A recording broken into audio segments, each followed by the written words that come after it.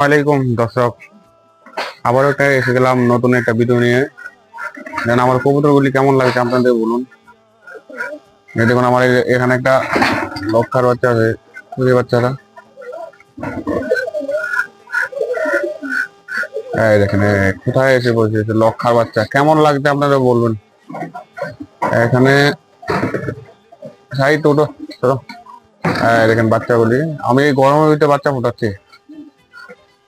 আরো বাচ্চা আছে আমার কাছে নতুন। এই দেখেন এখানে এক জোড়া। দেখেন সিরাজি বাচ্চা ফুটেছে। ভালো লাগলো বলবেন। এই দেখেন এখানে এখানে কি আছে, এখানে আমার একজন বানজা কবুতর আছে, বানজা।